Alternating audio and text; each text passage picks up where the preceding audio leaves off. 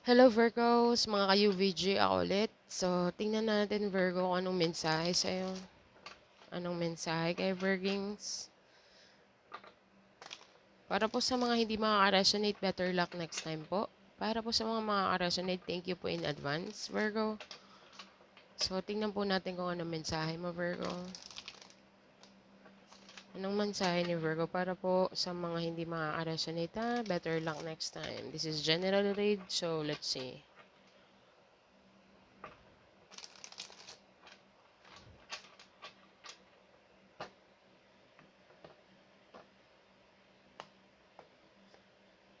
Oh, you have Ace of Swords, katotohanan, moment of truth, King of Pentacles, and the Five of Swords in the reverse.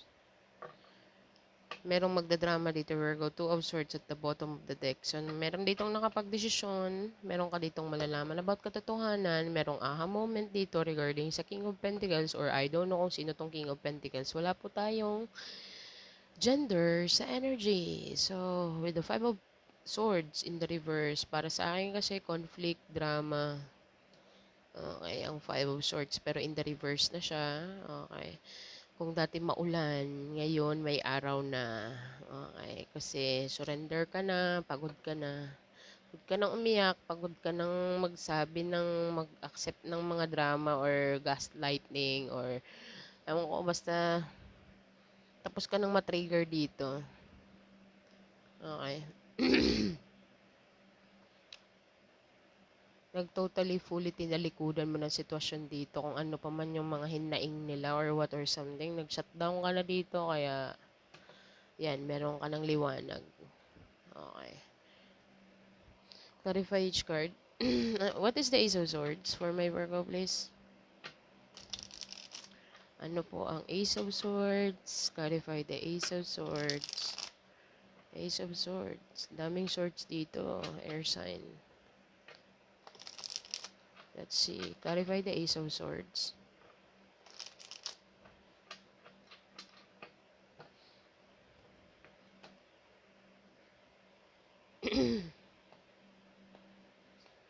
Seven of Wands. Temperance card. Ten of Cups.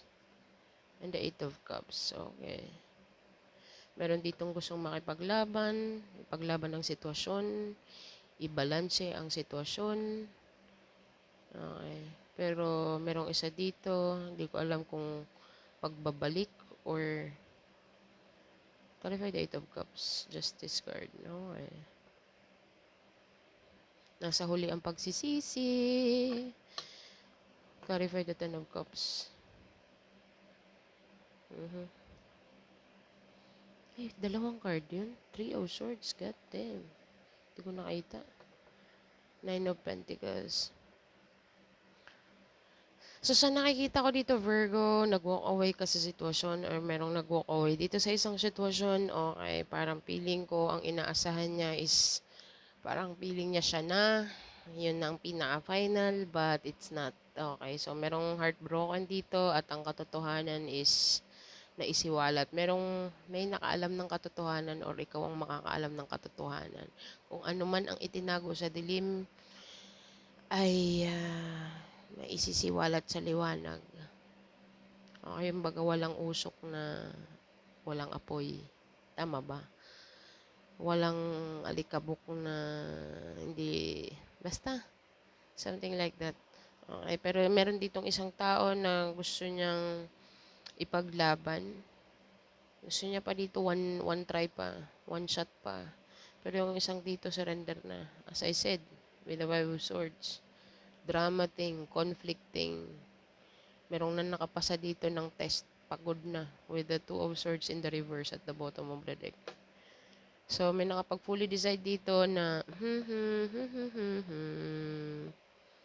kasi parang feeling ko with the Knight of Swords, ang demand ng ang demand nito, hindi ko alam kung ano sa'yo yan. Okay. Pero with the Justice card, parang feeling ko dinaan mo talaga yung labor. Kumbaga sa panganganak or sa pag-ano, nag-labor ka talaga sa sitwasyon na to. Okay. Sorry. Ah, i-trinay mong binalance dito with the temperance card, I guess. Pero at the end of the day, talagang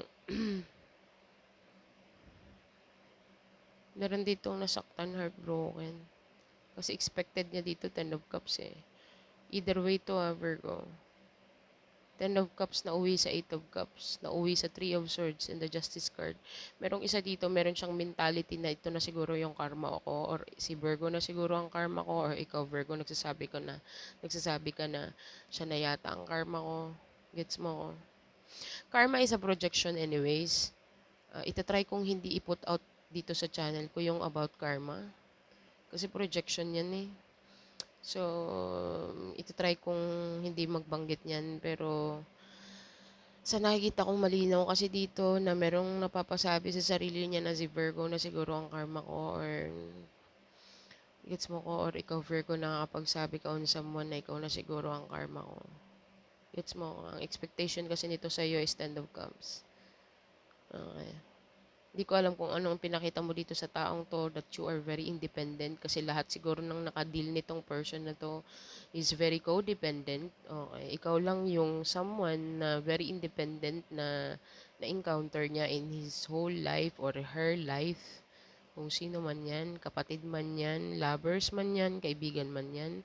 Okay. Para pag ang hirap kang humingi ng tulong, at the end of the day, nalalaman na lang nila na nalagpasan mo. Okay. Paano mo nagawa yun? Gets mo ko, Virgo? Yun ang nakikita ko dito.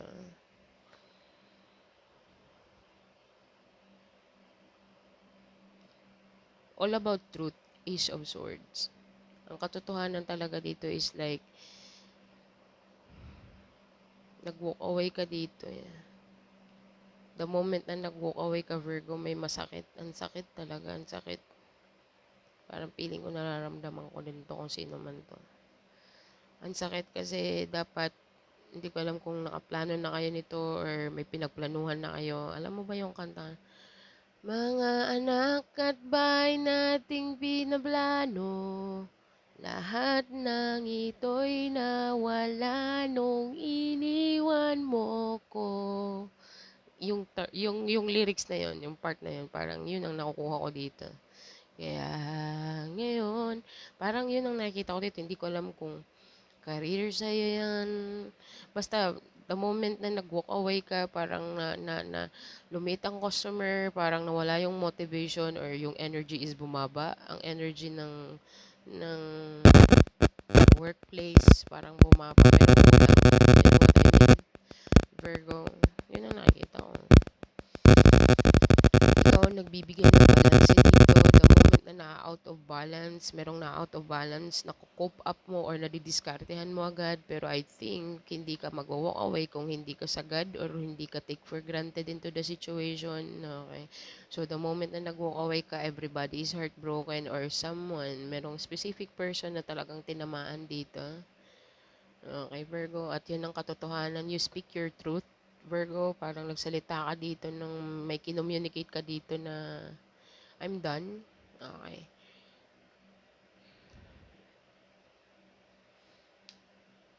Tapos na akong pahirapan ng sarili ko, kaya kung pa pwede ba, ito, pwede ba? Umiyak na ako at nagpaulan na ako, lahat-lahat na. Tama naman, nilalamig na ako, kailangan ko ng init. Sorry, Virgo. Pero, it's a joke only. Pero, yung sinasabi ko, yun. Done ka na sa conflict, done ka na sa drama, I'm done. Okay, so, magpo-fully decide ako dito na I'm gonna let it go. Let it go and let it fly.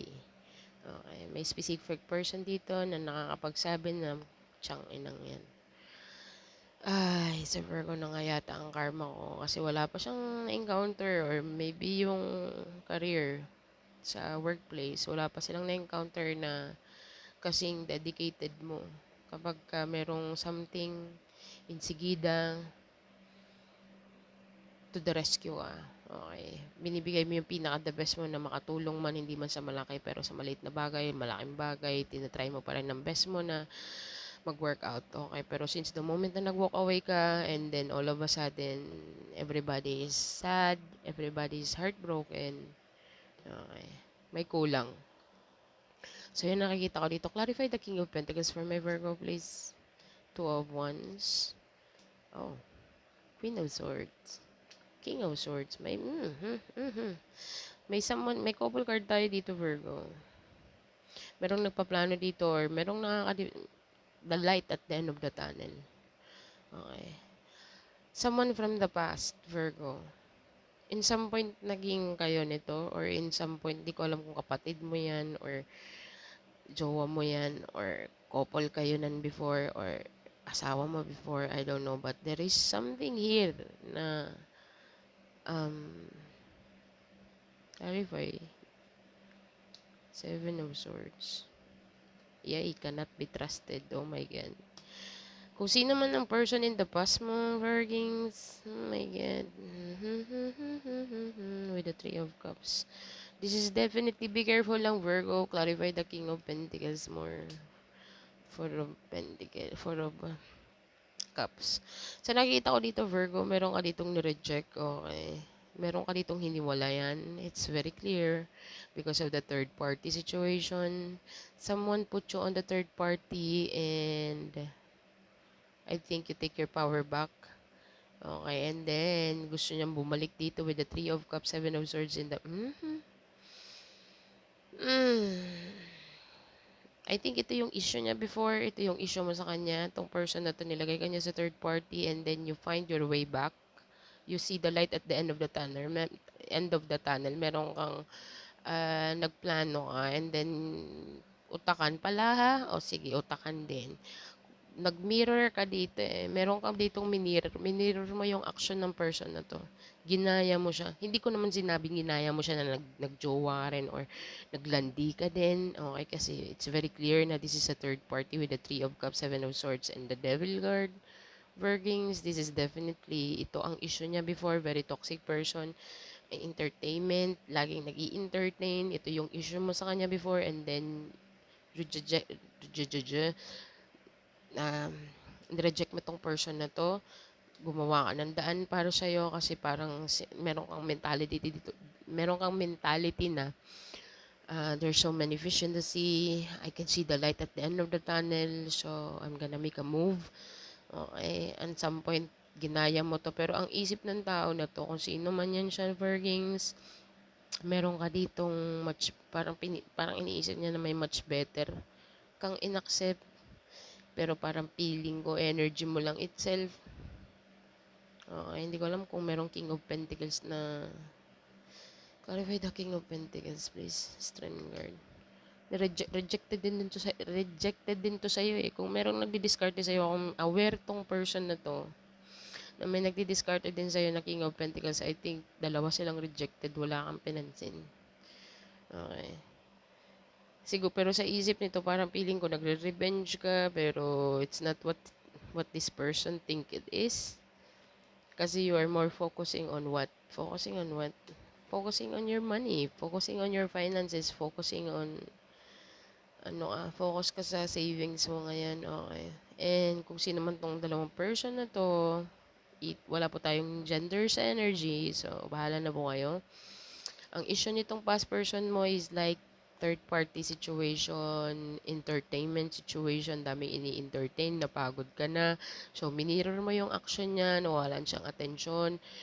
Para po sa mga Virgo na hindi makaresonate, better luck next time po, no? So, meron tayong nagka-issue tayo ng time management dito or quality time or misunderstanding. Okay, parang hindi na maintindihan kung ano yung sitwasyon and then all of a sudden, kinopy mo na lang, copy-paste mo na lang yung mga sinashow niya sa'yo or kung ano man ang energy na binibigay niya sa'yo, binibigay mo din sa kanya tenfolds. And then, aware itong person na to na merong isang person dito na mas stable or mas deserve mo. Pero, hindi ko alam kung alam niya na rejected to sa'yo. Parang feeling ko na-reject mo din to. Okay, Virgo, focus ka more on your Four of Pentacles. Yun ang nakikita ko dito. Clarify the Two of Wands. Ace of Wands, definitely. You are heading towards new beginning here, your passion. Pinopokus mo ang sarili mo sa passionate na something, mga ideas, I mean, business or opportunities, Virgo. Yun ang nakikita ko. Wala kang time. The moment na nag-a-approach to sa'yo, alam mo, kilala mo na bitukan nito eh. Very sneaky person, very deceitful person. Okay, the person from the past. Okay. For some of you, may soul tie ka dito or this is a soulmate of yours, but toxic. Pag lumabas ang Seven of Swords, the Devil card and the Three of Cups, this is definitely a third party. Nilagay ka nito sa, itong person na to, nilagay ka niya sa third party.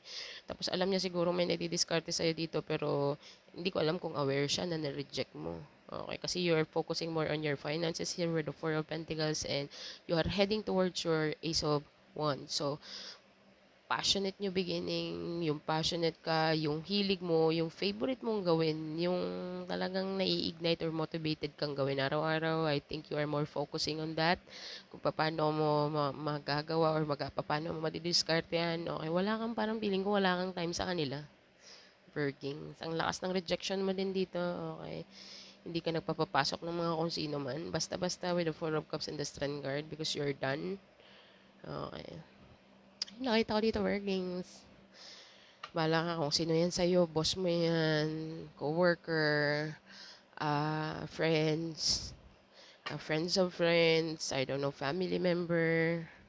Tingnan natin, Virgo, kung ano yung Five of Swords. Five of Swords, please, for my Virgo.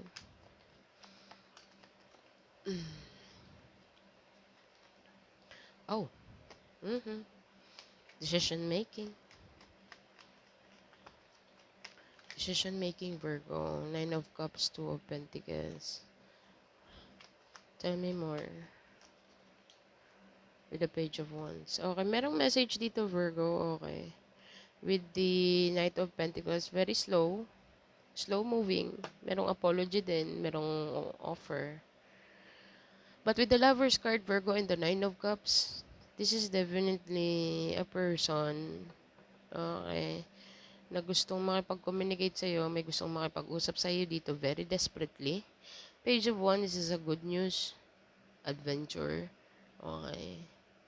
New beginning. Start something here. This person is trying his best with the Two of Pentacles, Virgo. Let's just see Queen of Cups. Yeah. Queen of Cups and the Three of Pentacles and the King of Cups. King and Queen of Cups. Meron tayong couple ulit dito. Virgo, sa nakikita ko dito, this person, kung dati utakan, ngayon emotion naman. Ano na tayo? Emotion ng labanan. I think iti-trigger nitong emotion side mo. Alam nito kung anong keypad ang pipindutin sa'yo eh. Kabisado ka nito. Pag lumalabas ang couple card, meron ka ditong in some point, meron ka ditong past situation. Okay, at saka lumabas ang the Lovers eh. So, decision making. So, expect some communication with this person. Kung tapos ka na sa drama, I think, clarify the Page of the Sun card. Clarify the Two of Cups, Four of Wands. So, yun nakikita ko. Yun ang nakikita ko dito. Gusto nitong, I don't know kung makikipagbalikan to sa'yo, Virgo. Pero trying this person's best. Okay, para ma-cope up lahat or para... So, ibalik ang dati, pero parang feeling ko nakapag-desisyon ka na dito with the Five of Swords tsaka the Lover's card. Ang the Lover's card, lagi kong sinasabi, di ba? Ano yan? Decision making. With the Two of Swords in the reverse. I think this person, ikaw ang happiness nito, titirahin ka nito emotionally, bahala ka na, itatry niyang pinaka-the best na you are the one, But I think with the Lover's card, nakapag-decide ka na dito, I'm done with the drama, graduate na ako sa'yo, so I'm done, okay. Pero with the Three of Pentacles and the Two of Pentacles, gusto pa rin itong makipag-partnership sa'yo, moving in together, Virgo. Ikaw ang kasayahan nito with the Sun card. Oh my God. Virgo, nasa sayo yan. Use your own discernment. Kasi meron siyang history sa'yo before.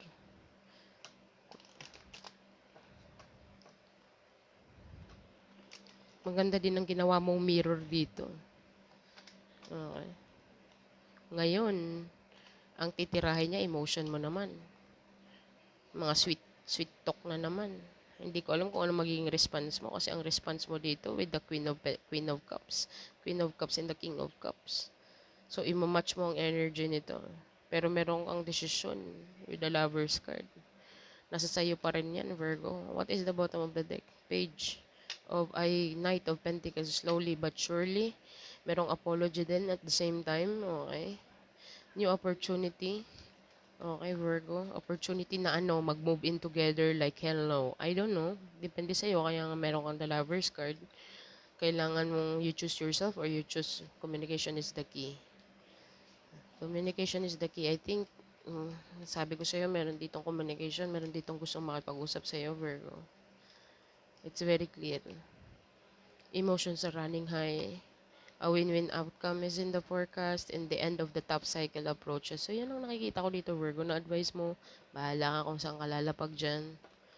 Okay. Pero definitely, merong apology dito. Hindi ko alam kung ikaw or siyang kailangan mag-apology, humingi ng tawad. Okay, so tingnan natin, Virgo. Anong angel message number mo?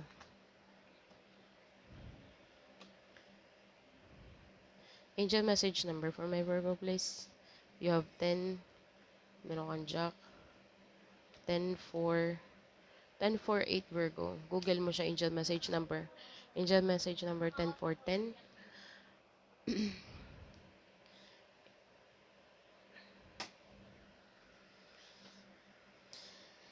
Angel message 1043, Virgo. I-google mo siya. So, tingnan natin kung anong message mo dyan. Baka makaresonate sa sitwasyon mo. So, yun lang mayayain ko sa'yo, Virgo. Thank you for being here. Thank you for watching. And bye for now.